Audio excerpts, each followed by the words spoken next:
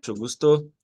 Espero que estén acordados y que mi portuñol no aburriden ustedes, ¿ah? Vamos a seguir con las clases de hoy. Yo voy a seguir donde el profesor Roberto Mijicos terminó. Entonces, ahora después de saber cómo obtener los espectros y cómo salen las informaciones que tenemos en los espectros, vamos a mirar cómo podemos nosotros utilizar estos espectros para, ahí sí, transformar datos en información, en conocimiento. ¿M? Bueno, entonces, como Roberto decía, a ver, perdón, ahora sí. Lo infrarrojo y la espectroscopía por infrarrojo es una técnica, una herramienta muy poderosa, muy variable. En la literatura uno encuentra en una búsqueda rápida utilización de esta tecnología para, por ejemplo, identificación y clasificación de grasas, para identificación de fuentes de huesos humanos, también para identificación de tipos de madera, hasta, em, increíblemente, a diagnósticos de cáncer. Eso todo utilizando la información que estábamos hablando desde mañana. Bueno, esta es otra aplicación también para cuantificación de compuestos en leche, entonces es muy variable. Y bueno, la pregunta es cómo utilizar esta información con estas preguntas en mente y cómo transformar estos datos en información. Entonces vamos a hablar un poquito de quimiometría, que es em, lo modo, la manera que podemos hacerlo y enfocar las especificaciones de FTR y micro FTR. Entonces, por ejemplo, hay distintas maneras de adquisición de datos, hay distintas tecnologías de detectores. Entonces, vamos a hablar cómo estos componentes se mezclan y cambian la capacidad analítica. Después hablaremos un poquito sobre cómo podemos hacer las identificaciones de los polímeros con FTIR y microFTIR y también cuantificación de polímeros. Entonces, hay modos distintos de hacer estas cuantificaciones partiendo del presupuesto que ya tenemos la muestra arreglada. Los temas de preparo de muestras van a ser cubiertos también, van a ser tocados más adelante por Marcelo y podemos acá hablar también un poquito de esta interfaz entre las partículas, los filtros y cómo hacemos para analizar las partículas en estos distintos medios. Por fin, yo voy a mostrar es como un step by step, no es muy, ¿cómo puedo decir? No es tan enfocado en los datos en sí, pero la manera que yo y nosotros podríamos hacer para tratar los datos y ahí sí sacar informaciones, principalmente a respecto de identificación de nuevas sustancias en las partículas poliméricas y también los efectos de weathering, que es vulcanización, yo creo, ¿no? En español, o bueno, intemperismo, y aging, que es otro proceso que tiene sus particularidades, como el profesor Benjamín ya nos dijo. Entonces, empezando por la quimiometría. Quimiometría es un campo de la química que implica en la aplicación o uso de distintas áreas del saber. Por ejemplo, para adquirir los datos de espectros, hay conceptos de química y de física, pero después de eso necesitamos utilizar métodos matemáticos, estadísticos y también información química para interpretar estos datos. Y ahí sí, poder utilizar este enfoque multidisciplinario para extraer información útil de los sistemas químicos. Entonces, eso es utilizado en un conjunto de datos complejos que se puede utilizar para distintas aplicaciones, como diagnósticos médicos, análisis cuantitativas en microbiología y, por ejemplo, en nuestro caso, para monitoreo ambiental. Y las herramientas más comunes que nosotros miramos en la literatura y que nosotros también podemos utilizar son componentes principales, métodos estatísticos exploratorios supervisionados y no supervisionados, ¿no? Entonces, son abordajes un poco distintas. Si uno tiene información previa de los datos, puede ser una abordaje más supervisionada, y si uno no, puede ser una abordaje más exploratoria sin usar como input información previa. Eso todo para buscar por patrones. Y estos patrones sí se convierten en información.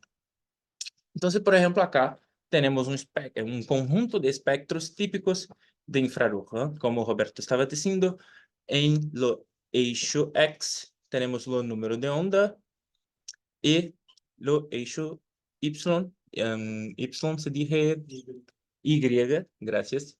Se dije, acá se mira la absorbancia, la intensidad en estos números de onda.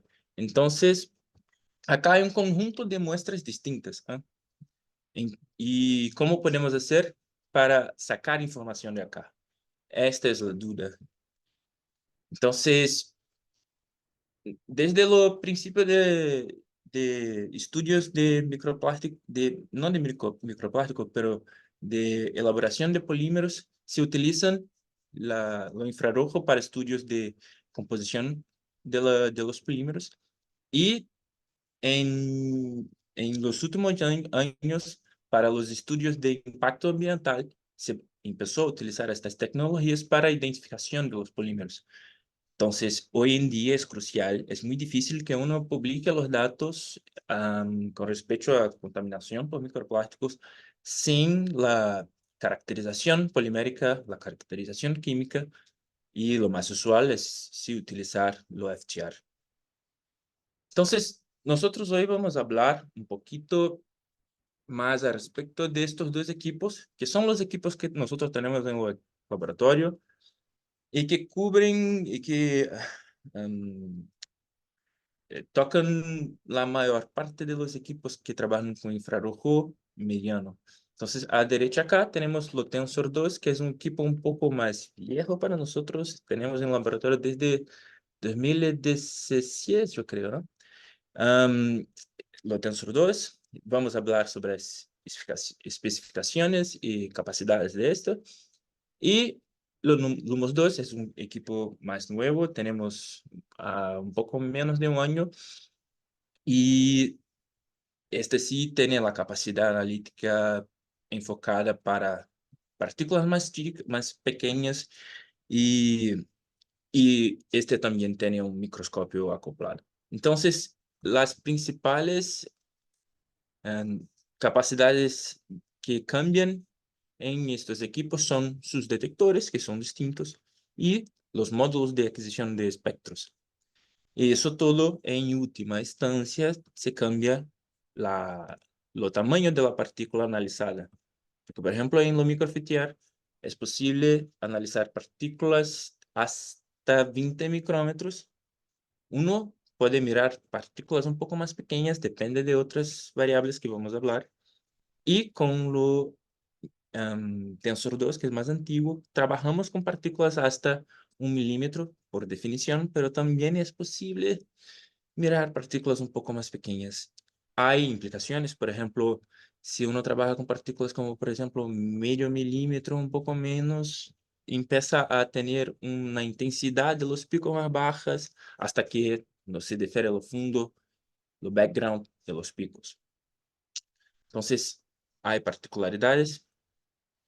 Entonces, vamos a empezar hablando un poquito de los detectores de Tensor 2, ¿sí? Los Tensor 2 utilizan un detector que es compuesto por 3 elementos: mercurio, cadmio y telurio. Y se basean en un efecto fotoeléctrico para cambiar la radiación que sale de la muestra a una banda de conducción, y eso sí se confiere en señal que vamos a tener en los espectros. Entonces, una cosa que es importante, este detector y el efecto también puede ser provocado por procesos térmicos. Entonces, hay dos tipos de detectores MCT. Uno que se resfría con nitrógeno líquido, por ejemplo, y se baja la temperatura, y así uno puede tener una mayor sensibilidad y también un menor tiempo de análisis. Entonces, se gana eficiencia. A respecto de los módulos de adquisición de datos, o sea, cómo la muestra va a interagir con el feixe de infrarrojo, tenemos mayoritariamente dos tipos. Uno, que es drift. Entonces, voy a poner acá, la verdad, este es el drift. En lo drift tenemos una reflectancia difusa de infrarrojo. Por ejemplo, acá es más fácil mirar. Tenemos entonces un, lo infrarrojo incidiendo en la muestra, y lo que sale y lo que nosotros miramos es un conjunto de la normal especular y también de la difusión de componentes. Entonces, para hacer este tipo de análisis tenemos que tener una muestra en PO. Y tiene algunas cosas que este PO tiene que cumplir. Entonces tiene que estar seco sin influencia de agua y también tiene que estar homogéneo con partículas pequeñas. O sea, cuanto más pequeña la muestra acá, menor la atenuación. Entonces tiene una respuesta mejor acá. Y eso es bueno porque si tú tienes una muestra en PO, puedes utilizar este abordaje y todavía tú tienes menos manejo en la muestra. Entonces es más fácil, más rápido para utilizar esta muestra, y es un análisis que no es destructiva, es conservativa. La saca lo puede después y ya está. Puede hacer otras cosas con esta muestra. Y acá, claro, uno va a tener un espectro que es resultado de señales de todas las moléculas que están en la área de interacción con lo feixe, con lo BIM de infrarrojo.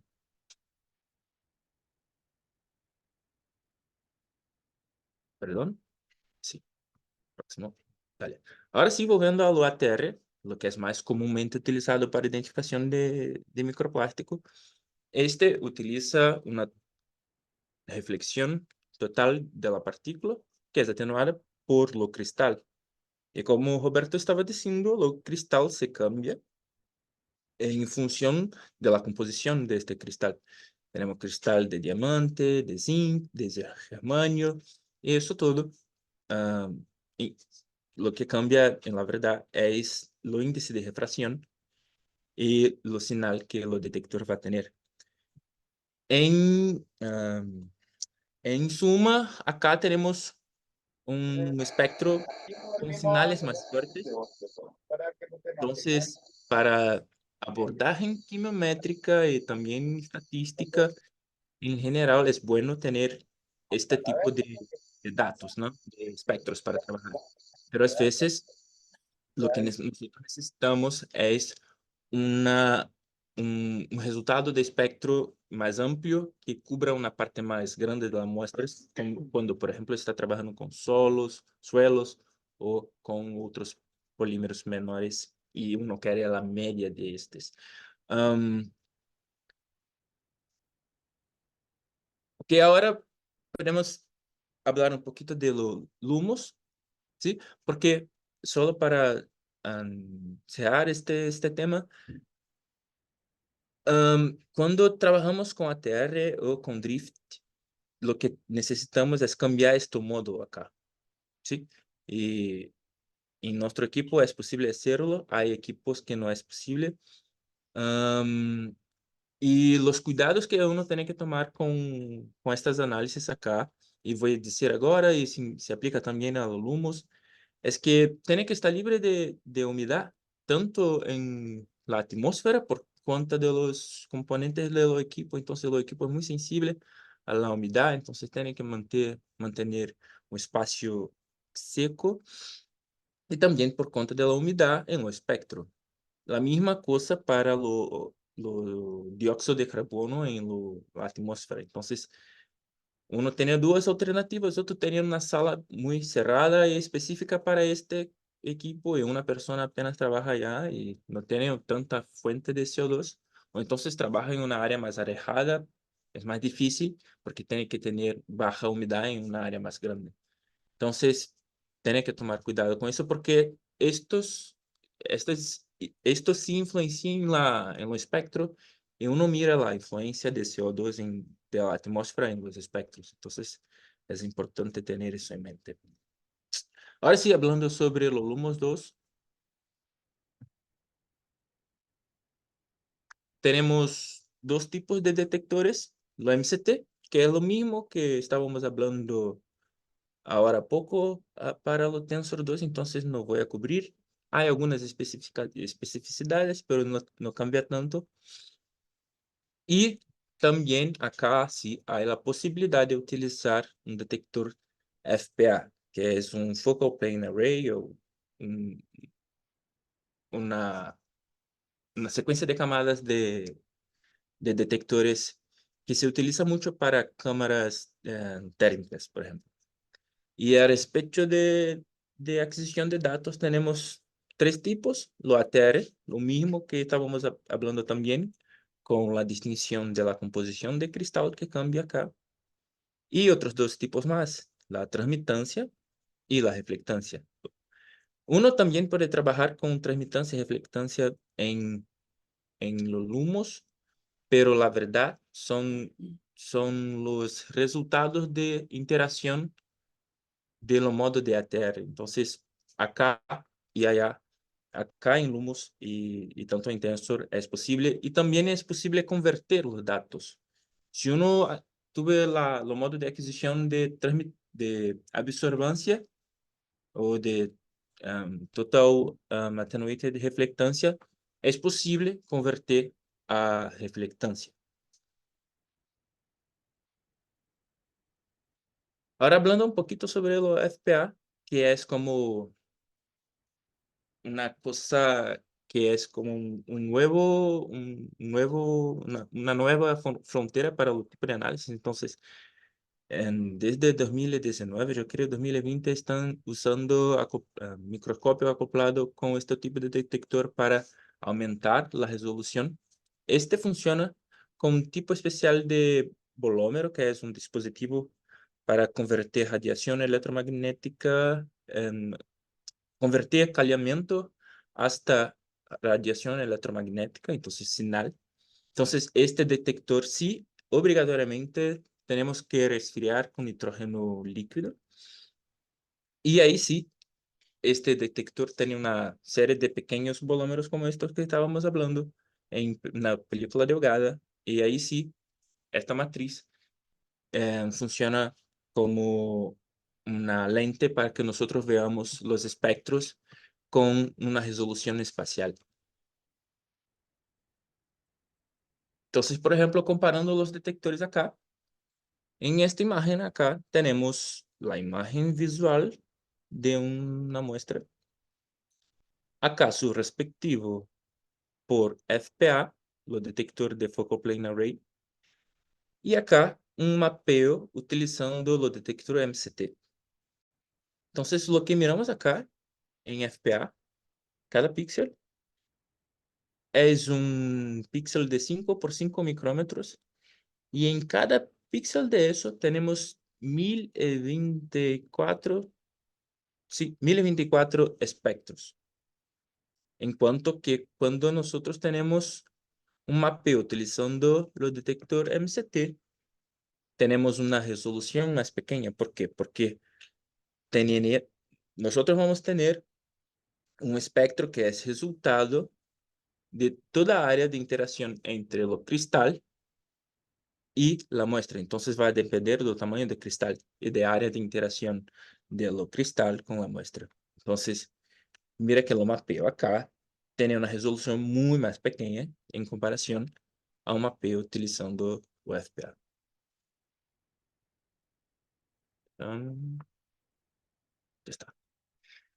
Y bueno, a respecto de adquisición de datos, podríamos utilizar lo ATR y sí, Lo ATR nada más es que un cristal que baja, pero cuando toca la muestra, también tiene la información de X y Z de las coordenadas. Entonces, tú puedes hacer un mapeo utilizando ATR y también utilizando los detector FPA. Lo que pasa es que utilizando ATR y FPA, tú vas a tener un mapeo de la área de interacción entre lo cristal y la muestra.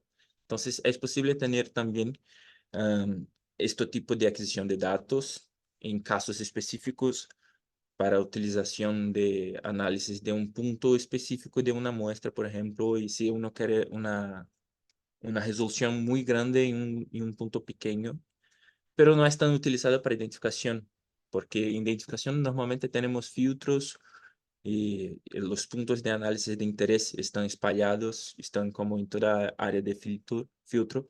Entonces, utilizamos normalmente la transmitancia o la reflectancia.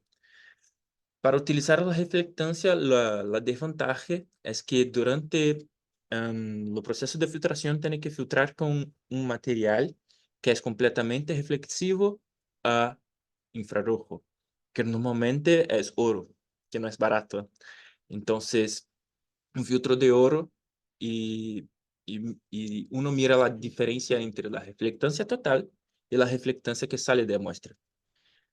Entonces, las desventajas principales de la reflectancia son estas, que tiene que tener un filtro que normalmente es caro, difícil de reutilizar, porque normalmente los filtros de oro son un filtro con una deposición de una camada fina de oro y por debajo es plástico. Entonces, no es posible reutilizarlo. Y otra cosa es que la intensidad de respuesta que tenemos con reflectancia es más pequeña. Entonces, para quimiometría es un poco peor porque tiene una diferencia más pequeña entre signal, que es lo que queremos, y noise, que es lo que no queremos. La otra aplicación es la transmitancia. Entonces, la transmitancia es todo lo que pasa. Bueno, yo voy a poner acá, sí, más fácil. Entonces, este es el esquema óptico de microfitir.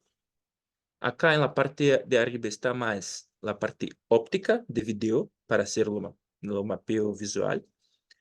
La lámpara de infrarrojo está acá abajo y uno puede medir lo que es am, transmitido, entonces todo lo que pasa, y aquí hay un detector de transmitancia, o uno puede medir lo que es refletido y analiza la reflectancia. Y lo que pasa es que con la transmitancia, las desventajas, bueno, la ventaja es que tenemos un señal un poco mejor, los espectros son un poco más limpios, am, y y no necesitamos utilizar un filtro de oro, podríamos utilizar otro filtro. La desventaja es que también son filtros que no son tan baratos y hay todavía una parte de este filtro que interage, que absorbe la energía de infrarrojo. Entonces, los modos de adquisición de datos son muy importantes en función de la pregunta que uno tiene, los tipos de muestras que uno tiene, la aplicación y todo. Entonces, es un tema importante de tener en mente antes de empezar a hacer los análisis. Bueno, entonces, por ejemplo, volvemos acá a mirar a un espectro, a un conjunto de espectros, y acá ya están identificados. Por ejemplo, nosotros compramos, por ejemplo, estándares de polipropileno, polietileno y poliestireno, que están acá identificados. Y acá tenemos los espectros característicos utilizando lo Tensor 2, que es lo más antiguo, con un detector MCT y los modos de detección ATR. Ahora espero que todos estén listos con estas terminologías y todo. Los datos que vamos a utilizar acá son todos sacados de la disertación de una alumna de maestría que está en nuestro laboratorio, que fue amablemente cedido por ella. Entonces, gracias, Bárbara, está acá también. Y podemos mirar acá por qué podríamos nosotros utilizar esta información para identificación de los polímeros, ¿no? Hay picos distintos que son, claro, obviamente, resultado de una composición molecular distinta que nos permiten identificar, bueno, acá en poliestireno tenemos picos acá que son específicos de poliestireno. Otra cosa es, lo polietileno tiene estos dos picos muy grandes acá en esta área de... Acá podemos dividir el espectro en dos grandes partes, la parte de mayor energía, de parte de energía más alta, y acá la parte de asignatura, que tiene una energía un poco más baja. Y teniendo esta información es más fácil hacer la identificación. Hay picos característicos para los polímeros que Roberto ya mostró, pero si recuerdan bien, los modos de adquisición de datos se cambian. Y, por ejemplo, si uno va a trabajar con muestras filtradas y tiene que hacer la adquisición de datos por transmitancia para poder cubrir un filtro en una resolución de polímeros más pequeños, lo que pasa, perdón, es que toda esta área acá de nuestro espectro es perdida.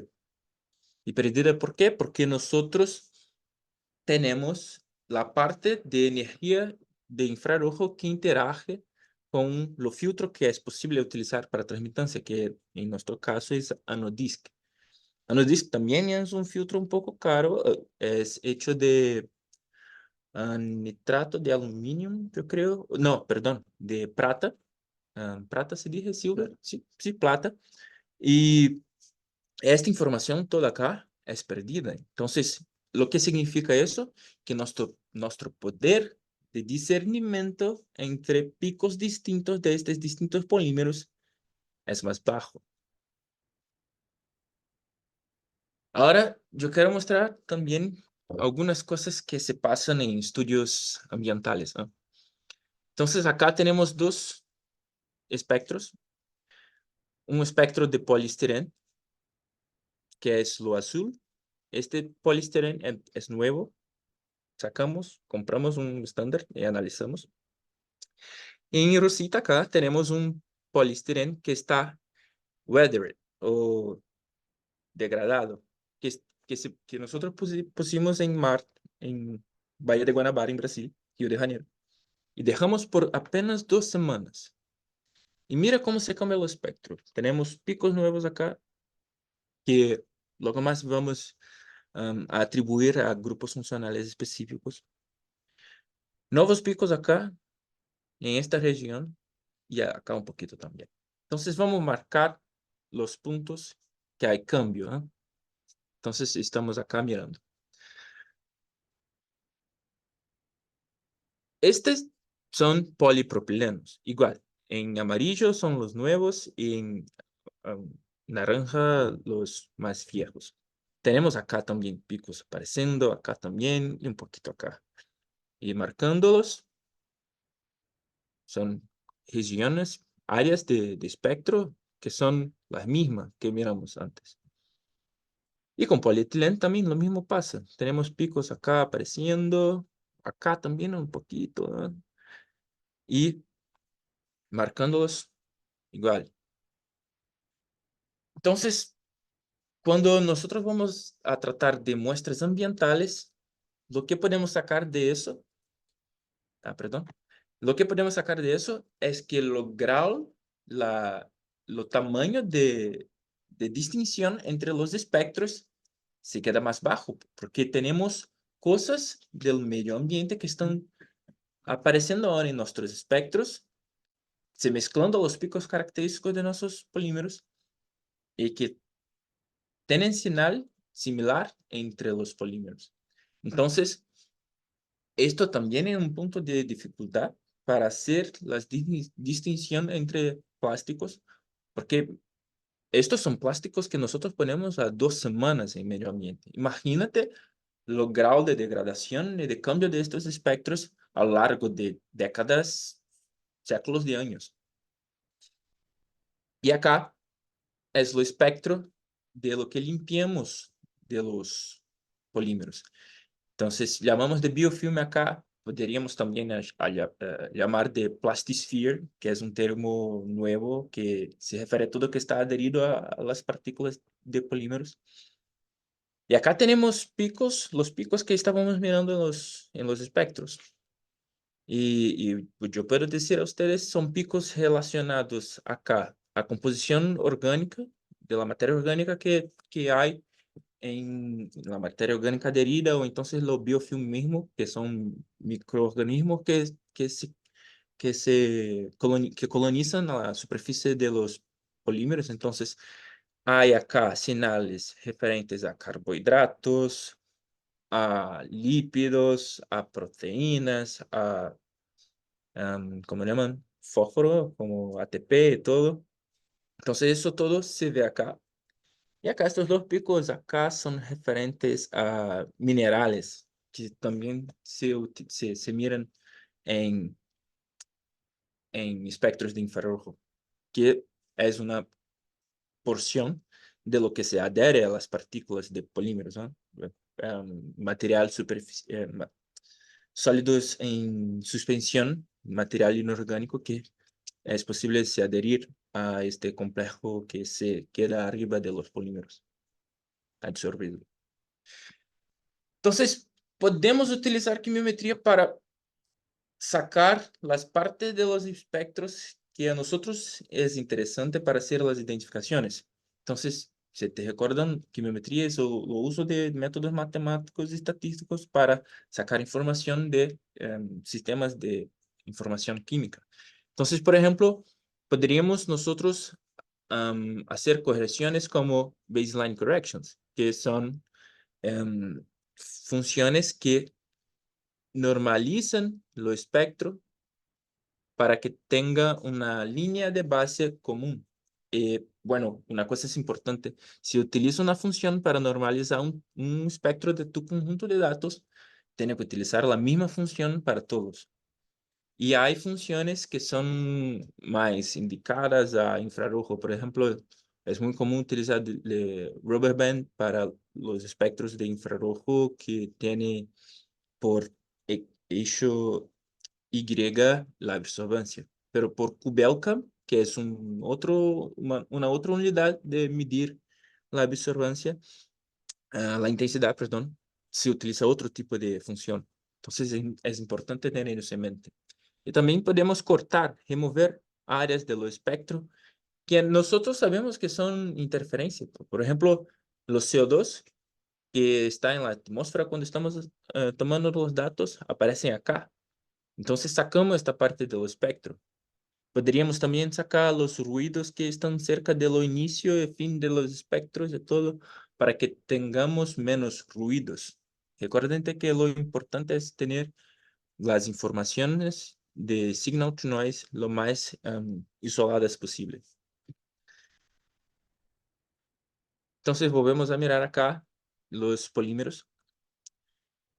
Y bueno, podríamos utilizar los picos característicos de cada espectro. Acá están algunos de ellos para hacer la identificación después de manipular los espectros. Entonces, limpiamos nuestros espectros, sacamos los picos de CO2, los ruidos quizá, y bueno, tenemos apenas la área que tiene información de los espectros, y ahí sí podemos mirar y hacer quizá manualmente la búsqueda por picos específicos. Pero eso tarda, es un poco trabajoso, sí, como laborioso, y tenemos también un montón de polímeros, ¿no? Normalmente los monitoreos se encuentran cuántas partículas, yo no sé, 100, 200, 300, 1000.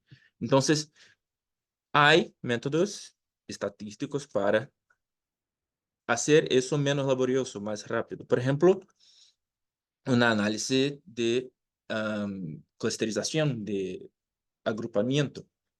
Entonces, lo que tenemos acá son los espectros que fueron vectorizados, o sea, los espectros es un espectro, por ejemplo, es un grupo de dos parámetros, tiene intensidad y lo comprimento de onda. Podemos hacer una vectorización para transformar eso en apenas un conjunto de datos y ahí buscar por correlaciones y hacer un análisis de agrupamiento por distintas maneras estadísticas, por ejemplo, distancia euclidiana, y ahí uno puede hacer estos agrupamientos. Los software que uno va a utilizar para hacer eso tiene muchas posibilidades. Por ejemplo, con los equipos de Bruker hay los software Opus, que es hecho para manipular espectros. Entonces, uno puede utilizar eso, pero tiene que tener los equipos o comprar la licencia de los software. Entonces, tiene que elegirse. Si uno tiene otro equipo, probablemente tiene otro software que hace lo mismo para manipular los espectros y todo. Y también hay los softwares de acceso libre, R, Python y sus debidos pacotes, como grupos de scripts. También hay algunos llamados SpectaGraph, que son de publicaciones particulares que también son buenos. Quasar, que es otro que utiliza una lenguaje de Python. Entonces, hay muchas posibilidades. Y uno puede utilizar lo que está más familiarizado. Si ya está acostumbrado a utilizar R, lo R, perfecto, porque tiene paquetes para eso bien hechos y antiguos incluso. Una cosa que me gustaría demostrar acá es que dando un zoom a los grupos, a los clusters hechos, es posible mirar algunos errores. Por ejemplo, acá hay una inclusión de un poliestireno. Nosotros sabemos que es un poliestireno porque estamos haciendo los experimentos para tratar de las degradaciones. Entonces sabemos las orígenes de los polímeros porque nosotros los pusimos allá. Entonces acá hay la inclusión de un poliestireno en un grupo de polipropileno. Y si uno mira mejor, este poliestireno está degradado. Entonces acá es posible ya mirar cómo la degradación reduce la capacidad de distinción de estos espectros. Y una otra cosa también que nosotros miramos en nuestros datos es que una vez que tenemos datos con espectros más nuevos y más antiguos, ellos también se agrupan, porque la información está en los espectros. Entonces, por ejemplo, acá tenemos un grupo grande formado con polipropileno, pero además de eso tenemos dentro de este grupo dos otros grupos más, formados con polipropilenos nuevos y polipropileno degradados. Entonces, la análisis jerárquica de agrupamiento es un tipo de análisis que uno puede hacer. La PCA también igual puede distinguir los datos para identificación y ayudar con las contajes de partículas. Una otra abordaje que es posible tomar es el uso de regresiones de mínimos cuadrados parciales o Partial Least Square Regression del inglés, que llamamos PLSR. Entonces, lo que hace también tiene una etapa de vectorización y todo busca por correlaciones, y las correlaciones que uno está haciendo acá es para cuantificación. Entonces, acá hacemos regresiones entre contajes, en este caso. Entonces, sabemos los números de partículas y intensidad de los espectros. Bueno, la conversión de eso, los vectores. Entonces, lo que pasa acá es que creamos con un conjunto de datos previos. Es importante eso porque para tener la aplicación de esta abordaje, estamos elaborando un modelo. Entonces, tenemos que alimentar el modelo con datos. Entonces, por ejemplo, uno tiene 100 muestras que uno sabe que, que tiene distintos números de partículas de plástico, porque uno lo contó. Utilizando, por ejemplo, eh, la adquisición de datos de Drift, que es aquella, voy a mostrar acá, que mide toda la área de interacción de lo infrarrojo con la muestra. Entonces, por ejemplo, estas partículas acá pueden ser de arena y también partículas plásticas, en acá azul más oscuro, un ejemplo. Entonces, en nuestro espectro final vamos a tener señal tanto de la matriz quanto del objeto de interés. En nuestro caso, lo analito, ¿eh? Y si uno tiene muchas muestras, puede hacer una regresión entre la contaje que tiene y la vectorización de los espectros. Después de eso, es posible utilizar este modelo hecho para inferir la concentración de polímeros en otras muestras. Entonces, por ejemplo, después de hacer el modelo y aplicarlo al modelo, y lo que significa aplicarlo al modelo, medir una muestra desconocida y aplicar en una recta que tiene la correlación entre espectro vectorizado y cantidades de partículas. Y después de tener este modelo listo con datos que ustedes, o por ejemplo yo, lo alimenté el modelo, ahí sí yo puedo inferir la concentración de polímeros. Y acá está un ejemplo de eso utilizado para la contaje de contenido de polietileno de baja densidad y em, bueno, PET. Entonces acá tiene cosas muy importantes acá. Por ejemplo, tenemos un eje cuadrado de 0.7, 0.8, que es bueno, ¿no? Para inferir la cantidad de polímeros. Lo que significa eso, que tenemos un error de casi 20%. Bueno, si es suficiente para un monitoreo o si tú tienes también una área de muestreo muy grande para, por ejemplo, monitorear cantidades de polímeros en cultivos agrícolas, quizás. Uno puede utilizar este abordaje sabiendo las limitaciones. Otra cosa importante también es que miramos acá que hay un error muy grande cuando tenemos pocos números de partículas. Entonces, si uno va a trabajar con muestras marinas o muestras de sedimento que tienen pocas partículas, no sería un abordaje viable por cuenta de eso, por cuenta del error que tenemos acá en bajos contenidos de polímeros. Otra limitación de este abordaje que tenemos que alimentar los datos, los modelos con muchos datos. Cuanto más datos alimentamos el modelo, mejor, más puntos tenemos acá y mejor se queda esta regresión. Mejor entendemos la correlación entre presencia de plásticos, de polímeros plásticos en nuestra muestra y el espectro que sale de esta mezcla. Este abordaje es muy utilizado para cuantificación o semi-cuantificación de, por ejemplo, carbono orgánico o otros contenidos. Por ejemplo, lo que fue hecho en el paper que cité inicialmente para cuantificación de formalina en leche, se usa un abordaje parecido. Entonces, depende mucho de la pregunta.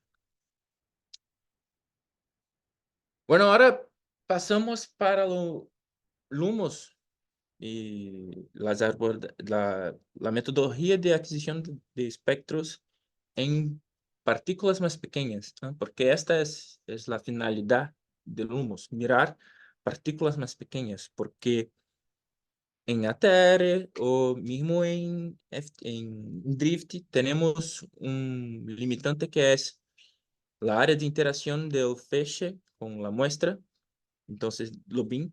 Entonces, por ejemplo, utilizando ATR tenemos una ventana de interacción que es como 300 micrómetros. Entonces, si tiene muestras más pequeñas que eso, no las ve, no tiene espectro.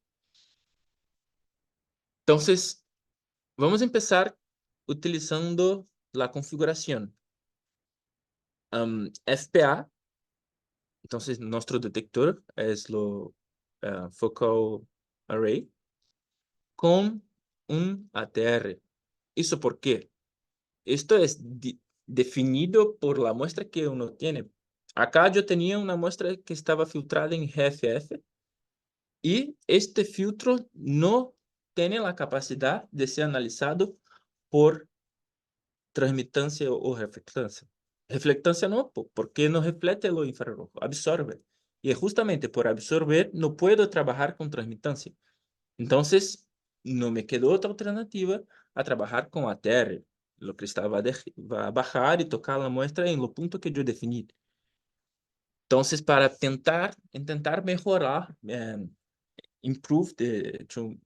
mejorar, sí, la definición, yo dije, bueno, voy a trabajar con FPA, que tiene una detección un poco más fina.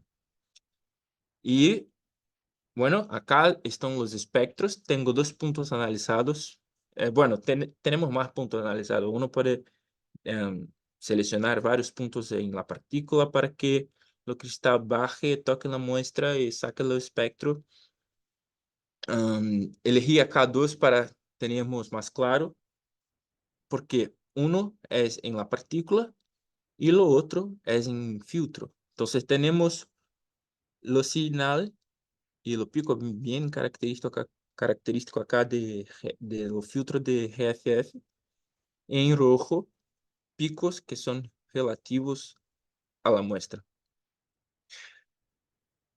Pero nosotros podemos mirar acá también que los espectros se quedan un poco más feos en comparación a los que son adquiridos con lo ATR. Entonces tenemos un señal más fuerte, más flaco acá, entonces más ruido acá, un poco más de dificultad para identificación de los picos. Entonces, para tentar contornar eso, podríamos utilizar una librería más completa. Entonces, cuanto más espectros de referencia para hacer la comparación entre espectro de muestra desconocida y muestras conocidas, mejor. Entonces, acá están los espectros, las librerías, perdón, con distintos números de espectros. Hay librería con más de 200 espectros que tenemos acceso. Unas de esas fueron adquiridas junto con el equipo, otras fueron adquiridas además, como por fuera. Um, Hay librerías para Raman, pero nosotros no lo utilizamos porque nuestro espectro es por infrarrojo medio. Entonces, lo que estamos haciendo acá es definiendo lo grupo de espectros que vamos a comparar nuestra muestra. Y esta comparación puede ser hecha de distintas abordajes matemáticas, como PCA, o entonces métodos que lo propio equipo y los software tiene, que dije, en nuestro caso hay uno que se llama estándar. Yo no sé lo que pasa, es estándar. Y tiene un hit quality, o sea, un valor de correlación. Imagino que sea un tipo de correlación, pero yo no sé cuál método utiliza para hacer la cuantificación de distancia entre la muestra, si es Spearman, Pearson, yo no sé. Y uno puede hacer también manualmente o seleccionar principal componentes y elegir el número de componentes que quiere para hacer la vectorización y comparación. Y después de eso, tú lo que vas a tener es una lista de los polímeros que son más próximos de lo tuyo desconocido. En este caso, dije PET, perdón, la resolución está baja porque es un print screen de, lo, de la pantalla, pero dije acá polietileno con un hit quality de como 600 y poco, es bajo. Si uno va a trabajar con ATR, está acostumbrado a mirar hit qualities de 9 para arriba, 900 para arriba. Lo que pasa acá es que, de nuevo, estamos comparando peras con manzanas, porque tenemos los modos de adquisición para los espectros de la librería que fueron hechos con ATR. Y acá estamos haciendo también ATR, pero un ATR con cristal distinto. Acá es germanio, en la librería es diamante. Entonces, el índice de refracción es distinto. Am, lo, Acá todavía tenemos la influencia de los filtros, porque por más que elegimos un punto de interacción entre polímero y cristal, todavía hay interferencia de los filtros. O porque la presión, mismo que elige la presión más flaca, más blanda, se toca o se presiona tanto que toca la parte de abajo del polímero. Entonces, inevitablemente, sí, es imposible trabajar con filtros GFF, mismo utilizando cristales de ATR, y no tener la influencia de los filtros en la muestra. Lo mismo se aplica a filtros de celulosa o otros filtros, porque lo cristal va a tocar en una parte de análisis. A no ser que tengas una partícula muy grande, pero ahí no tiene por qué hacerlo en microfitir. Puede ir a ATR en de Tensor 2 y perfecto, ya está. Tiene un sinal muy mejor y para hacer quimiometría ya está hecho. Acá tenemos otro ejemplo. Mira, tenemos fibra. Una cosa es importante decir, fibra es como un pesadelo, es lo más difícil de analizar. Por eso estoy mostrando fibra acá. Porque por más que tengan, que sean fundamentalmente una partícula acá, por ejemplo, de 2 milímetros, para hacer el análisis, lo que es importante es lo calibre, la grosura de la fibra. Y en este caso acá estamos trabajando en fibras que tienen una espesura de 5 milímetros, es muy pequeño. De nuevo, estamos trabajando con filtros GFF, entonces, los modos de adquisición tienen que ser en ATR. Y lo mismo pasa, tenemos lo pico característico de los filtros, y acá los picos referentes a la muestra. De nuevo tenemos un señal, una diferencia de signal to noise baja. Entonces, a ver lo que dije, la correlación. En este caso, tenemos una correlación baja de 9 de 400 y dije la librería Tego, Fomex 8830.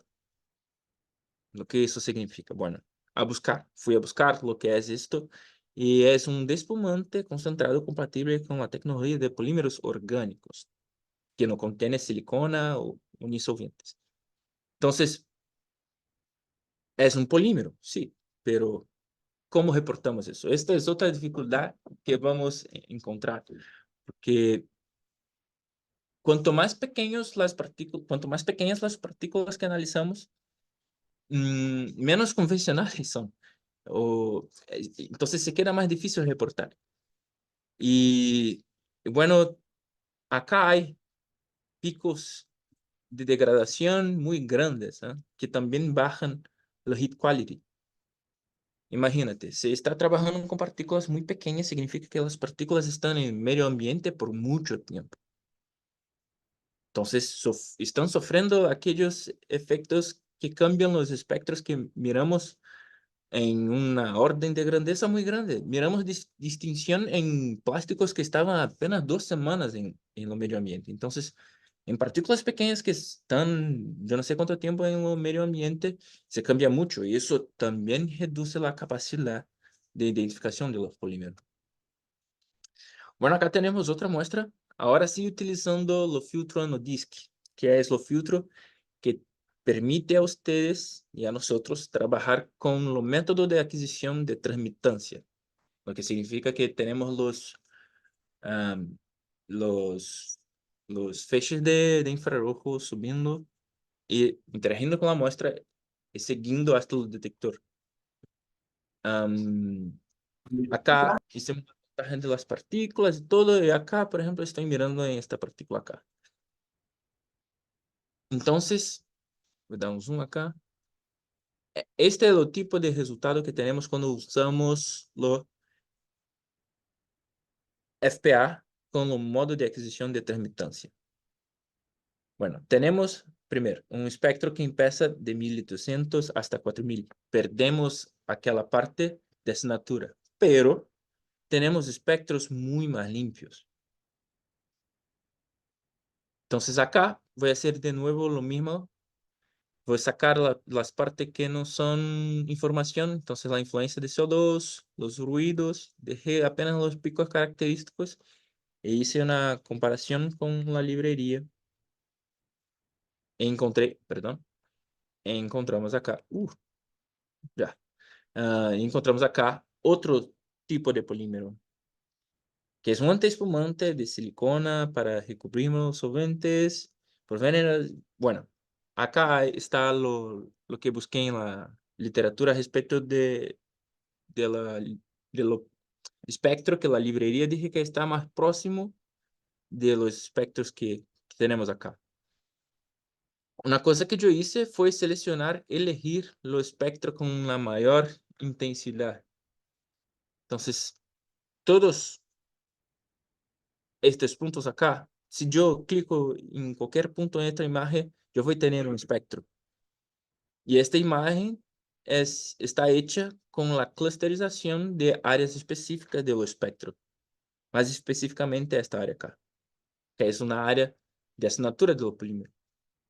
Entonces, tenemos en azul las áreas de menor intensidad, en rojo, na verdad, blanco, sí, la área de mayor intensidad, blanco, rosita acá y enseguida la parte roja.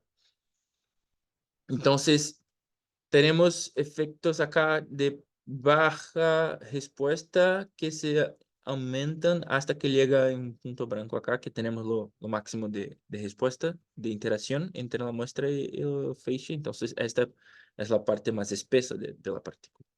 Y con esta elegí para hacer la identificación. Entonces, ¿es un polímero? Sí, es un polímero plástico. Sí, la identificación es difícil porque ahora empezamos a mirar grupos específicos de partículas y polímeros que no son las convencionales. Bueno, acá lo mismo, otra partícula.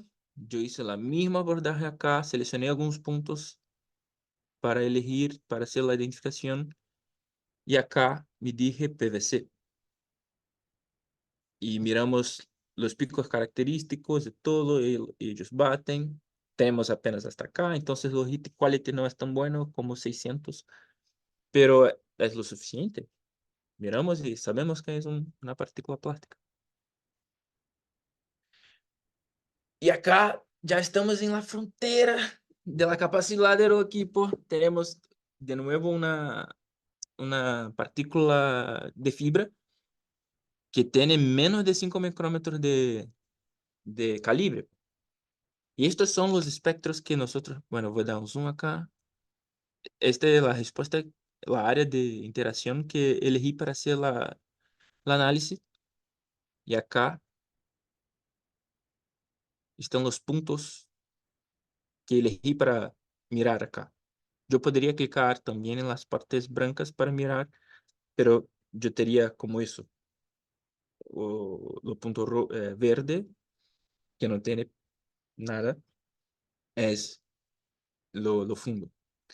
Y cuando miramos la identificación, tenemos una baja correlación con de nuevo este Fumex 830, que también es un resultado de un antiespumante. Entonces, puntos importantes acá es que mira lo tamaño de influencia de esta región del espectro. Acá es más fácil para mirar porque tenemos la referencia en azul y nuestra muestra en rojo. Si miramos acá, y acá son las mismas regiones que están sufriendo con el cambio de los espectros por cuenta de los procesos de aging y weathering. Entonces, normal que tenemos baja correlación. Entonces, además de eso, tenemos una baja intensidad por cuenta de una poca área de interacción. Son partículas muy pequeñas, pero todavía es posible. Perdón. Ok. Bueno, acá cambiamos un poquito de enfoque, seguimos utilizando el microFTR, pero ahora para mirar los efectos de, bueno, posibles aditivos o sustancias adheridas a la superficie de las partículas plásticas. Está acá un pellet que nosotros sacamos del medio ambiente, también que nosotros elegimos a poner en la Bahía de Guanabara y todo. Yo creo que estaba en Bahía de Guanabara por 2 semanas y ya se nota un cambio de la color porque era blanco y todo. Y elegí algunos puntos de análisis para hacer por ATR. Entonces acá tenemos 3 puntos y acá los espectros. Es un polietileno clásico, miramos acá los 2 picos clásicos de polietileno, pero hay distinciones en la área de, bueno, a principio esta área acá, después vamos a hablar de lo que están atribuidos, y también acá picos de intensidades relativamente distintas, y acá también se puede mirar. Entonces, hay una distinción, una alteración en la superficie de los polímeros que no es homogénea. Entonces, los procesos de aging y weathering en los microplásticos resultan en estas alteraciones que son químicas, pero también físicas. Miramos acá los niveles de jugosidad y tridimensionalidad de las partículas se sube mucho. Y eso, con certeza, por supuesto, va a impactar la identificación y, consecuentemente, la cuantificación de estos polímeros en el medio ambiente. Entonces, siguiendo esta línea de los procesos de aging y weathering y cómo eso dificulta las análisis, o bueno, si es su objeto de estudio, interage con las maneras que tienen los datos. Tenemos distintos polímeros, ¿sí? Y los distintos polímeros tienen distintas configuraciones de monómeros que se repiten. Entonces, por ejemplo, acá tenemos las representaciones de polietileno, polipropileno, lo PVC y lo poliestireno, que son los polímeros más usuales y que también estamos utilizando acá. Los procesos de weathering y aging son distintos en ellos y los resultados también se cambian. Ahora yo voy a hablar un poquito de química acá. Yo soy biólogo, ecólogo, pero la química no es posible fugir, no tiene escapatoria. Entonces es importante que nosotros pensemos, ok, ¿cuáles son las reacciones, los procesos que están se sucediendo durante lo aging y weathering? Bueno, los plásticos y los polímeros se cambian por cuenta de la entrada de energía rompiendo una ligación en las cadenas, en las ligaciones. Acá tenemos un monómero de polietileno, ¿sí? La representación. Y cuando un monómero de esto recibe, por ejemplo, energía UV, o ocurre hidrólisis o otro tipo de energía entra en un sistema suficientemente para romper una ligación de carbono-hidrógeno, hay la formación de un radical libre, un eléctron acá. Porque se rompió, lo átomo de carbono estaba estable con 4 ligaciones, o bueno, 4 ligaciones, una dupla y otras con las otras partes de lo polímero. Y cuando se rompe, se queda con este eléctron libre acá. Este es el proceso que llamamos de iniciación de degradación autocatalítica. Entonces, se inicia el proceso. La energía es suficientemente grande para romper esta ligación, crea un eléctron, un radical libre. Esto es más común en los polímeros que tienen ligaciones duplas. Por ejemplo, carbono-carbono con una dupla ligación y saturación, porque es más fácil romper esta ligación. Pero los polímeros no son completamente íntegros y 100% bien hechos. Entonces, mismo los polímeros que en teoría no tienen la ligación dupla entre carbono-carbono, pueden presentar por malformación, una baja eficiencia de polimerización de estos polímeros. Y ahí sí empezamos el proceso de autocatálisis de los polímeros, con la formación de este electrón. Lo que pasa es que este electrón acá busca otro oxígeno en la propia cadena de polímero para se estabilizar. Ya hay la formación de peroxil, este radical acá.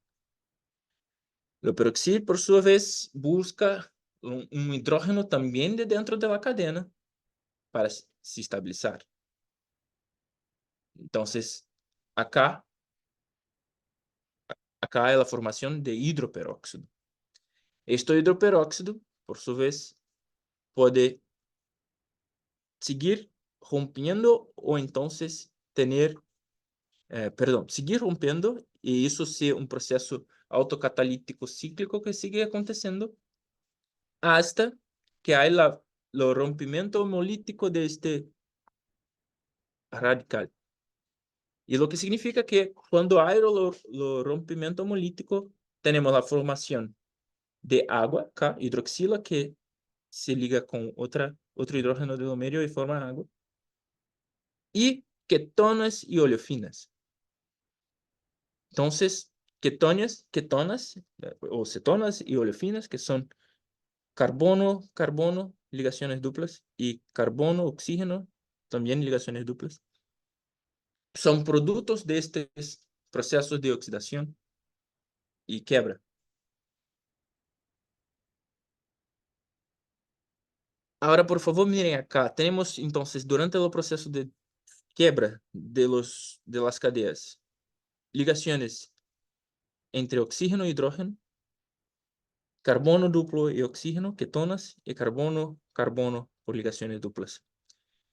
Estos son los proxies que nosotros podemos utilizar para evaluar los procesos de aging y weathering. Por supuesto, hay otras fuentes posibles de moléculas que también tienen estos tipos de ligaciones en su composición.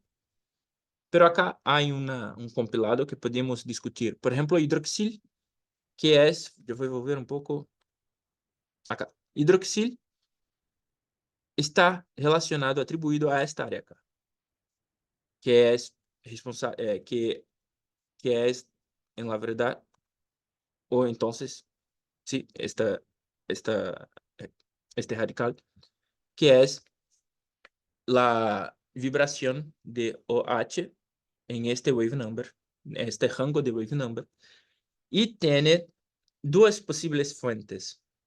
Moisture, o sea, umidad, agua, por conta de la composición de agua, H2H, H2O, perdón, y oxidación de la superficie. Entonces, si uno tiene una muestra bien seca, por ejemplo, liofilizada, y está seguro que no tiene agua, la presencia de esta vibración, por seguro, está relacionada a la oxidación de la superficie. Y eso aparece en la mayor parte de los polímeros. Lo carbonil, que es otro, carbono duplo oxígeno, acá. Miramos en este rango y tiene también origen en los procesos que estábamos hablando, pero también de fuentes biogénicas. Por supuesto, hay moléculas orgánicas en la composición de los microorganismos que tienen la ligación C-O, por ejemplo, ácidos carboxílicos y por ahí. Amida también está relacionado al proceso de weathering, pero tiene fuentes biogénicas. O sea, acá, todos estos grupos de radicales que sí, nosotros podemos mirar en los polímeros, están relacionados con fuentes biogénicas. O sea, no son resultados directos de la oxidación de las cadenas poliméricas de los microplásticos, por sino los resultados de la colonización y adición de compuestos orgánicos que sí pasan durante el proceso de weathering.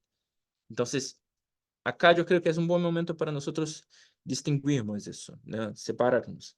Aging es un proceso que la industria de producción de los polímeros hace evaluación hace mucho tiempo por cuenta de la estabilidad de los materiales que ellos están elaborando por cuenta de su objetivo. Entonces, por ejemplo, las cordas y, bueno, otros materiales que tienen que ser mucho resistentes son am, expuestos a estudios de aging para evitar la oxidación y las pérdidas de características deseadas de estos polímeros. Weathering es lo conjunto de estos procesos que se suceden en la naturaleza por cuenta de la exposición de UV, de oxígeno y todo, además de las influencias de los compuestos biogénicos, porque hay la interacción del medio ambiente que tiene microorganismos, materia orgánica en suspensión y todo lo demás. Y bueno, también hay una área del espectro que está relacionada a distorsión de íons. Los polímeros, en cuanto van siendo degradados, se quedan más hidrofílicos y por supuesto, más sujetos, más expuestos a distorsión de íons, por ejemplo, metales.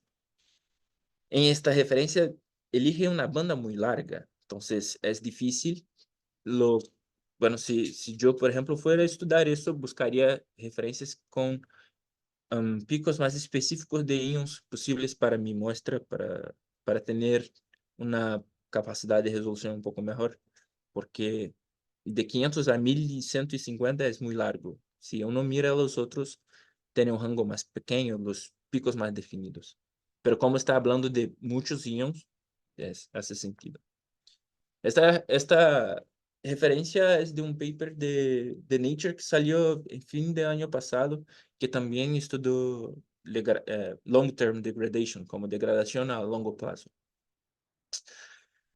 Y bueno, en términos de impacto ambiental, solo para tener claro acá, estos cambios, en última instancia, tienen impacto en la toxicidad de estos polímeros, ¿no? Porque miramos la reducción de tamaño, porque si hay una pérdida de masa de estas partículas en cuanto se degradan. Alteración de color, porque los plásticos blancos, por ejemplo, se quedan un poco más oscuros y todo. Am, Mudanças, cambios en la densidad. Entonces, isso vai definir, por ejemplo, en lo mar, en el océano, lo nicho, o sea, lo compartimento que estos polímeros van a se quedar. Si es más arriba, los organismos que están en la parte fótica de océano van a estar expuestos a eso. Si es más denso, va abajo y los organismos bentónicos van a estar expuestos. Entonces, para que un polímero sea tóxico, hay muchas variables y una de estas es el grado de exposición. Entonces, eso también se cambia durante el proceso de degradación, además de la absorción de otros poluentes como POPs, poluentes orgánicos permanentes, o íons que pueden ser tóxicos como metales y por ahí va. Bueno, acá es apenas otra aplicación posible. Estábamos mirando un pellet que es estándar. Y mismo dentro de los estándares hay distinción como diferencia. Este es un pellet que fue cortado y dentro del pellet es posible mirar, acá está lo pico atribuido al carbonil. Entonces, en todos los espectros que hicimos, uno de ellos presenta carbonil como una área oxidada en su composición dentro del plástico. Sí, es este espectro acá. Entonces, mismo los plásticos nuevos, sí, se pueden estar oxidados. A ver ahora, ok. Y ahora yo voy a dar apenas un breve ejemplo de cómo usar la quimiometría para cuantificar el grado de degradación y evaluación de estos picos. Porque, como miramos para la abordaje de drift, es posible hacer cuantificación, pero tenemos que tener un conjunto de datos que nos permite tener un modelo calibrado. Pero cuando uno no tiene eso, es posible hacer abordajes semi-cuantitativas. Entonces, lo que son abordajes semi-cuantitativas, miramos dentro de los espectros picos relacionados a sustancias que van sendo adheridas o que radicales que aparecen, y normalizamos eso con un pico constante. Por ejemplo, los índices de degradación como índice carbonila, índice hidroxila y muchos otros que hay, utilizan la área de estos picos normalizadas, divididas, por la área de un pico de referencia, un pico de composición que no se altera durante la degradación o supuestamente no cambia tanto. Entonces acabamos calcular dos índices distintos para estos grupos de datos que nosotros en teoría no conocimos. Entonces tenemos acá la área referente a carbonila. Vamos a integrar esta área acá, isolando este pico, y normalizar por la área de referencia acá, que es una área de pico atribuida a la identificación del polímero. Es siempre atribuida a la identificación. Y vamos a hacer lo mismo con la hidroxila, que está referente acá. Entonces, de nuevo, empezamos normalizando los datos, corrigiendo la línea de base, y después utilizamos integración para sacar la área de cada espectro. Mira que estoy ajustando un poco por conta de la resolución que se cambia un poco entre cada equipo, es normal. Entonces, dije de 1600 hasta 1800 y acá yo tuve que cambiar un poco para fugir, como escapar de la influencia de este pico acá, que probablemente es otro compuesto. Lo mismo para la parte de hidroxil, fugir de este pico acá, que probablemente está relacionada con calcita. Y acá está un pico relacionado a la identificación del polímero. Entonces calculamos la área de estos, aplicamos la fórmula y cuando miramos los resultados, acá están los índices de carbonila para los polipropilenos que iniciaron el experimento, entonces antes de empezar, acá 4 semanas después, y acá el índice de hidroxila para los mismos conjuntos de datos, entonces polipropilenos antes de empezar y polipropilenos después de empezar. Claro, tenemos acá un poco más de 10 espectros para cada grupo, entonces los datos no son normales. Entonces eso, en teoría, reduce nuestra capacidad analítica de distinción entre los grupos, pero mismo así, aplicando testes estadísticos de Kurzweil-Wallis para mirar por distinción entre los grupos y, perdón, los post-testes de Dan, perdón, está acá cubierto, pero esto es un post-test de Dan comparando este y este, y este y este, que son lo que hace sentido comparar. Y si hay distinción con P valores pequeños, entonces con 4 semanas de estudio es posible mirar distinciones en estos índices que avalían la degradación de los polímeros. Y bueno, los estudios en estas áreas están avanzando todavía. Hay estudios que miran fluctuaciones de estos índices a lo largo de las incubaciones, y eso puede ser atribuido a cambios espaciales en la superficie del polímero, entonces pérdida de material, porque la degradación, la oxidación ocurre de fuera para adentro, y si hay pérdida de material superficial, ahí pasamos a medir las cámaras más internas, ¿sí? Porque la parte externa se salió. Entonces, es un campo muy largo de estudio y espero ter mostrado un poquito de las aplicaciones que tenemos usado a lo largo de estos años. Una pregunta, una duda que yo tengo es, bueno, ¿vamos a utilizar estos mismos enfoques quimométricos para microplásticos más pequeños, como de 10, 20 micrómetros? O quizá nanoplásticos, y ahí quizá usando Raman, pero Raman no es tan sensible a los cambios de degradación. Entonces, es un campo que todavía tiene muchas dudas, mucho espacio para avanzar, y espero ter logrado mostrar un poquito de nuestra experiencia en este tema. Sí, entonces, apenas para concluir, hablamos un poquito de quimiometría, los enfoques multidisciplinarios que son necesarios para extraer informaciones de sistemas químicos. Hablamos de las distinciones de detectores, que FPA tiene una resolución espacial más grande, entonces te permite trabajar con muestras más pequeñas. Los métodos de adquisición de datos, ATR, transmitancia o reflectancia, va a depender de las muestras que tú tienes y cómo están haciendo la extracción. Los métodos de identificación, que son supervisionados, no supervisionados, estatístico, todo. La cuantificación de polímeros, que parte también de ahí, después de la identificación, para cuantificar los tipos distintos de polímero, que hoy en día es fundamental para los estudios de polímeros, y un poquito de las aplicaciones quimiométricas para trabajar con agrupamiento, correlaciones y evaluación de weathering y aging. Bueno, yo creo que era eso que tenía para hablar. Estoy atento a las dudas, observaciones, comentarios. Y estoy muy feliz por compartir eso. Muchas gracias por su atención. Muchas gracias, Joao. Muy buena tu presentación. Eh, Interesante todo lo que nos mostrabas, no solo lo que hay detrás, toda la teoría de cómo funciona el equipo, sino también las dificultades que hay en la práctica, para que nos demos cuenta que a veces no es tan fácil llegar, No, poner la muestra, el resultado y seguimos, ¿no? Pues todo un tema complejo. Tenemos varias preguntas en el chat, algunas son bien puntuales, así que más o menos las traté de resumir.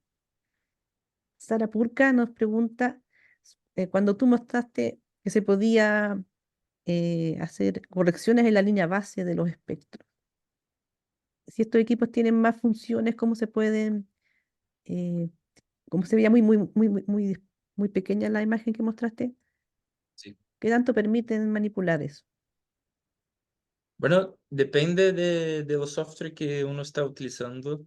Por ejemplo, en Opus, yo creo que es de Bruker, yo creo que tiene la opción corrección de línea de base. Yo no sé cuál es la función. ¿Te recuerdas? ¿Dije la función? No. Estoy consultando a Marcelo. Pero hay otros softwares, o si uno trabaja con R o Python, hay funciones que tú puedes elegir. Por ejemplo, Rubyven, que los papers que citan los métodos de corrección de línea de base, que son muy pocos, normalmente citan estos métodos que, bueno, pero hay otros más comunes y todo. En teoría, la corrección de línea de base puede ser elegida por parámetros fundamentales. Por ejemplo, en XRF, nosotros sabemos que hay un scatter específico de la interacción de feixe de eh, rayo X con la muestra y tiene una función que es siempre conocida. Entonces, uno aplica esta función para corregir y calcular la línea de base. Pero para infrarrojo no hay tan definido y se cambia un poco en función de los métodos de análisis y todo. Por eso que no está tan definido.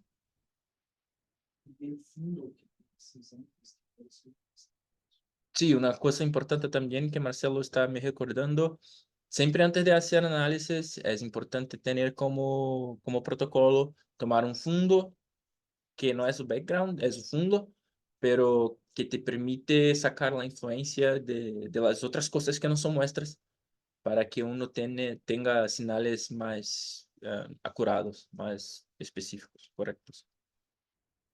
Gracias. Juliana Salazar nos te pregunta, ¿qué tamaño de poro se usa con el filtro Anodisk para el microFTIR? Anodisk tiene un tamaño de poro de 0.2 micrómetros. Entonces, es común utilizar otros sistemas de prefiltraje para, por ejemplo, sacar los polímeros más grandes de 300 micrómetros, que esto sí puede ser analizado siendo ATR normal, sin ser lo microfetir, y después hacer el filtraje de partículas que tienen un tamaño más pequeño que 300 micrómetros o 500 micrómetros, a depender. Y ahí sí, esto sí, pasar por lo Anodisk, porque Es difícil si uno tiene una muestra que tiene mucho material en suspensión, muchas partículas. Esto puede ser un problema porque vas a quedar con un filtro muy lleno y eso también puede cubrir otros polímeros y toma mucho tiempo. Luego dice que es un filtro delicado que se rompe fácil, entonces eso todo es importante tener en mente también. Gracias. María Isabel Ríos te quiere hacer una pregunta sobre los biofilms. Así que, María Isabel, ¿puedes preguntar tú misma? Hola, doctor Joao, muchas gracias por esta interesante conferencia. Hola, ¿qué tal? Bueno, mi pregunta es respecto a la información complementaria que se puede ofrecer a partir de este método, considerando que sea de interés identificar la composición del biofilm adherido al microplástico. ¿Cuáles son las condiciones ideales entonces para el manejo de esta muestra, incluso el envío al laboratorio para su análisis? Porque si se hace digestión química de la muestra, como es frecuente en muestras que vienen de organismos, supongo que ya no sería posible identificar esas sustancias asociadas a la superficie, ¿cierto? Sí, pero só para tener más claro, ¿tu objetivo es hacer la identificación o un estudio de las cosas que pueden estar pasando con los polímeros? El estudio es la identificación de los microplásticos que están presentes dentro de los organismos y en diferentes matrices, pero ciertamente, al menos desde el punto de vista biológico, también resulta de interés si ellos son vectores de otras sustancias que están en ese film, ¿cierto? También Sí. podría ser de interés esas sustancias asociadas, pero serían estudios excluyentes, según lo veo, porque si se hace una digestión química para retirar todo ese material orgánico asociado, perdería también las sustancias que están asociadas a la superficie del plástico, ¿o me equivoco? Bueno, los métodos de análisis de polímeros en matrices bióticas siempre tienen una etapa de digestión para Uh extraer -huh, la fracción biológica. uh -huh. Es obligatorio porque si no hace eso, no se queda solo con los plásticos, pero sí hay estudios que muestran que hay un cambio en la estructura de los polímeros. Entonces, para hacer la identificación es posible, pero los grados de degradación, de intemperismo y todo, yo creo que eso se pierde cuando hace la limpieza para extraer los polímeros plásticos.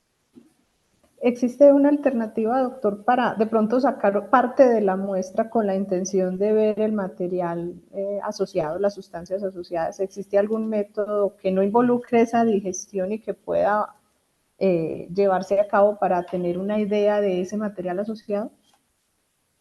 Bueno, algún método para mirar estos procesos de adsorción o degradación en polímeros que están en una matriz biótica, ¿esto dice? Sí, sí. Sí, es una excelente pregunta, yo no sé. La verdad es que quizá existe, pero sería una dificultad, quizá por picking, pero ahí va a trabajar con polímeros más grandes. Entonces, por ejemplo, si está trabajando con trato digestivo, ahí sí es posible sacar polímeros grandes y mirar estos procesos. Pero si va a trabajar con, por ejemplo, procesos de magnificación trófica, que, bueno, va seleccionando polímeros muy pequeños o, bueno, procesos de transferencia fisiológicas, ahí yo creo que sería muy difícil porque va a estar trabajando con polímeros de escala de 100 micrómetros para abajo y para limpiar y todo, no se puede. Tiene que hacer el ataque con peróxidos y todo para sacar la matriz orgánica y ojalá tienen los polímeros para hacer la identificación. Entiendo, doctor. Muchísimas gracias. Ya, ya, gracias, yo. Gracias, Joao. Bien, tenemos otra pregunta de Joaquín Urbina, que prefiero que te la haga él mismo. Joaquín. Hola, buenas tardes. Gracias, Joao, por la presentación, muy excelente. Em, sí, mi pregunta es sobre la sensibilidad del detector MCT para poder detectar microplásticos o micropartículas de 100 micras para abajo. Tenemos un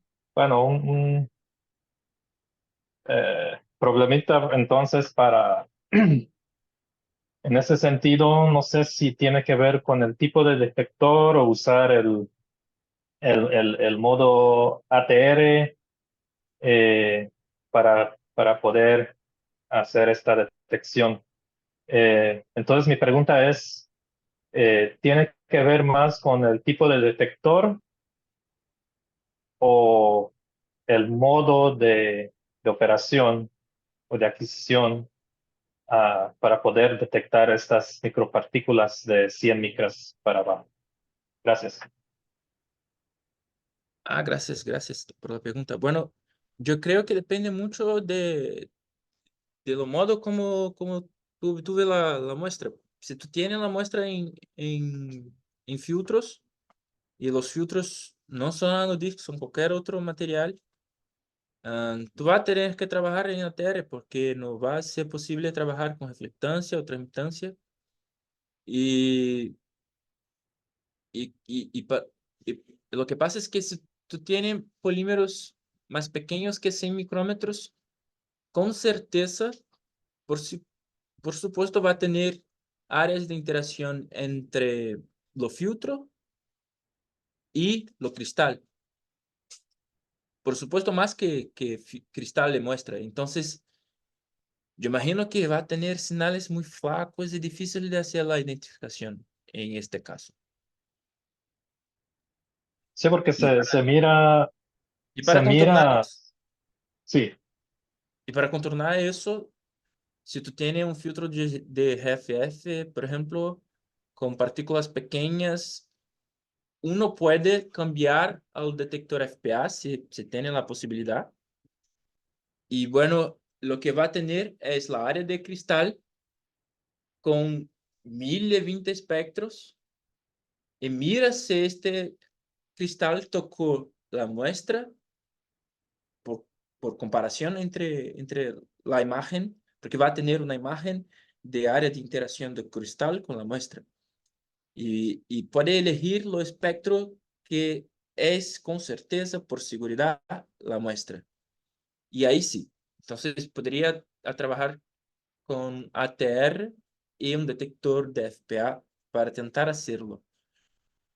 Lo que pasa es eso, tiene que trabajar con las con lo cuidado de que va a tener que buscar por espectros que son referentes a la partícula y no a lo espectro, a lo filtro. Y una otra cosa también que es importante que me olvidé decir, por ejemplo, los FF es vidrio y tiene una dureza relativamente alta. Yo no tengo certeza, pero por las experiencias que tuve en laboratorio, no me gusta mucho trabajar con filtros de RFF y ATR por cuenta de la dureza de cristal que es baja. Entonces, yo creo que no es tan bueno porque lo cristal de germanio, que es lo que usualmente están aplicado en microfitir, se daña con el uso de análisis en filtros de GFF. ok. Entonces, si uno tiene un detector de un MST, siempre es posible detectar estos microplásticos. Siempre es posible de detectar esos pequeños, de Sí, pequeño sí, tamaño. es posible. Es posible. Lo que pasa es que va a tener un límite de detección un poco más largo. Yo creo que lo tamaño de cristal es como 100 micrómetros o 80 micrómetros, yo no sé, tiene que, en lo microfitir, para saber la integridad de lo cristal, tú puedes mirar por debajo con la cámara, poner la luz baja y sacar todo que tiene entre la cámara y lo cristal. Entonces, elige para, yo no sé si tú tienes un microfitir. Sí, tengo una Lumos 2. Perfecto. Entonces tú puedes elegir, bueno, yo voy a limpiar lo cristal. Entonces va a bajar lo cristal para tú. Y tú no limpias el cristal. Ajusta el enfoque de la cámara hasta que tú puedes mirar lo cristal. Entonces tiene que estar con la luz, con la intensidad mínima, porque lo cristal es reflexivo. Entonces, con lo mínimo de luz ya está. Y tú ajustas la cámara para mirar lo cristal. En teoría, lo cristal debería ser como una luna llena en un campo oscuro. Un campo oscuro con una bolita bien definida y sin puntos y todo. A medida que este cristal es utilizado, ese daño, va a observar ranuras, va a perder forma, se queda un poco más larga. Entonces, quizás hacer eso siempre como rutina para tener certeza que no está dañando su cristal.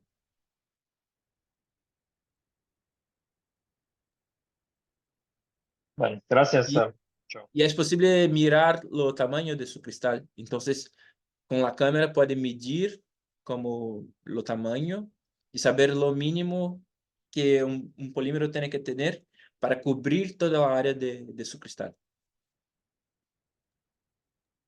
Sí, gracias. Nada. Gracias, Joao. Te consulta también, ¿qué tipo de filtro nos recomendarías tú para la técnica de FETIR que produzca menos dificultades o interferencias? Perdón, ¿para qué ¿Qué tipo tipo, de filtro? ¿Para qué tipo de aplicación? para los distintos tipos de aplicaciones FETIR? Así como si nos dieras como el tips. Ok. am, para partículas más pequeñas, como si uno tiene el interés de trabajar con plásticos más pequeños que 300 micrómetros, lo que tengo, lo que tengo de experiencia y lo que estamos mirando en nuestro laboratorio es que lo mejor trabajar con Anodisk, que son filtros caros, pero todavía te dan una resolución de tamaño de partícula muy mejor. Sí, y para monitoreos y todo, lo que puede hacer es optimizar lo espacio muestral para tener muestras suficientes en un único filtro. Entonces, por ejemplo, si tú vas a hacer un monitoreo de una área oceánica, uno puede hacer una área grande, después concentrar la muestra y ahí sí pasar en un filtro.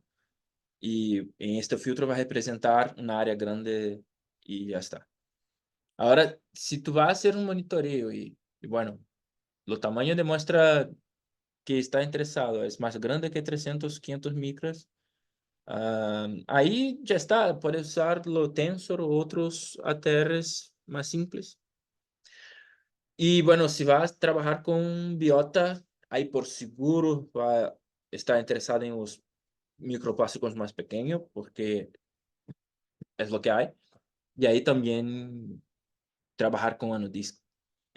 Bueno, es lo que estoy mirando en nuestro laboratorio, porque cuando trabajamos con Anodisk tenemos una resolución mejor, mas también tenemos menos exposición a problemas en el equipo. Tenemos una rutina de trabajo que es un poco más automatizada, entonces tarda menos tiempo de esfuerzo humano para adquisición de los datos. Uno elige la área de filtro que quieres, se asegura que tiene nitrógeno líquido lo suficiente para hacer las análisis, porque lo nitrógeno líquido va bajando con el tiempo, entonces tiene que mantener siempre el detector frío y ya está.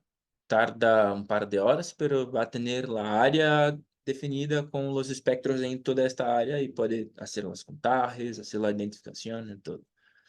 Con ATR tarda un poco más porque cada punto de análisis tú tienes que elegir, definir lo blanco, definir la área de análisis y todo, entonces tarda un poco más. Muchas gracias. Perdón. Evelyn tiene una pregunta que es, bueno, agradece tu presentación y le gustaría saber cuál es el mínimo de porcentaje de coincidencia que se utiliza para determinar que se trata de un determinado polímero. Bueno, eso es otro tema también, porque hay papers que dijeron, no, bueno, abajo de 900, bueno, consideramos correlaciones arriba de 909 para decir que son el mismo polímero.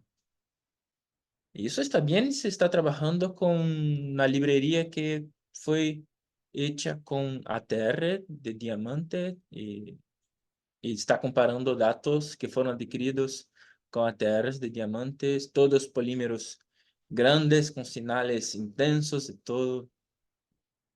Ya está. Entonces, en casos de estudios de monitoreo de arena de playa, polímeros en agua oceánica, que son grandes también, me parece bien.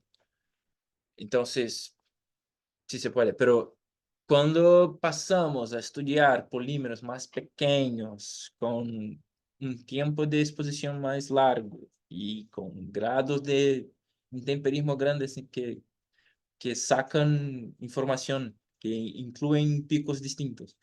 Y cuando uno está comparando una librería que es, como todas, fueron hechas con ATR, con sus datos que fueron tomados con um, eh, transmitancia o reflectancia. Y bueno, ahí yo no consigo decir un mínimo. Lo que nosotros estamos haciendo es reportar los grados de similaridad, reportar los picos característicos que se suceden tanto en los espectros de base de datos de nuestro espectro. Y lo que vamos a hacer en publicaciones es, bueno, acá están los espectros.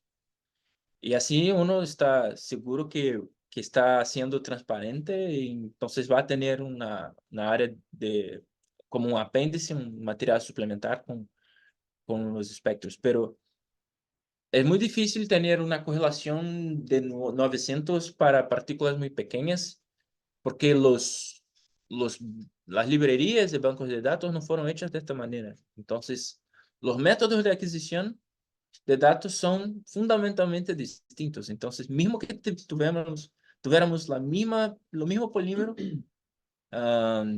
los espectros tomados por FPA con transmitancia va a ser distinto, va a tener una correlación baja con espectros tomados con ATR y MCT. Tenemos otra pregunta en relación a los filtros Anodisk. No sé si, Verónica, ¿prefieres tú preguntarlo directamente? Hola, Joao, ¿qué tal? Una Hola. consulta con respecto del Anodisk. El uso del Anodisk es un poco complicado con el ATR por la fuerza que tiene el ATR y lo llega a romper. Entonces, si usamos un filtro en la posición geográfica que se tenga para la lectura del microplástico, ya lo llega a romper. Entonces, mi consulta es, ¿no es tal vez mejor el filtro de óxido de aluminio o de silicio? ¿Cuál es la diferencia entre los dos? Pero de acuerdo al canal de uso, ¿no? Porque creería yo que con uno de reflectancia funciona mejor el óxido de aluminio. Esa era mi consulta. Sí, Gracias. gracias, Evelyn, por la pregunta muy buena. Bueno, algunas cosas, ¿no? Si tiene el Anodisk, yo creo que mismo si no tiene la posibilidad de utilizar los detectores FPA, mismo utilizando los detectores MCT, es mejor hacer por transmitancia. Mismo que se saca una parte de asignatura de los espectros, me parece mejor por lo tema de resolución. Pero si mismo, si todavía tú quieres trabajar con ATR, porque para tener espectros mejores, y, y tu muestra está en el filtro de Anodisk, sí, no se puede, porque la presión que el cristal tiene que hacer contra el Anodisk rompe él, que es un filtro un poco rígido.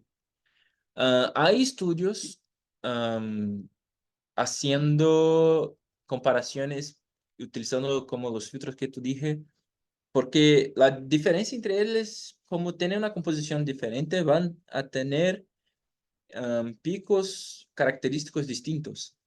Y lo juego acá es, bueno, para hacer la identificación, cuáles son las áreas y las bandas que son importantes para nosotros, y no es tan problemático perder. Por ejemplo, el caso de Anodisk, perdemos de 1200 hasta 400. Entonces, en otros polímeros, perdón, en otros filtros, lo juego es, bueno, vamos a perder estos picos, pero todavía tenemos estos y son suficientes o no para hacer la identificación. Entonces, yo sé que están haciendo estudios para comparar estos.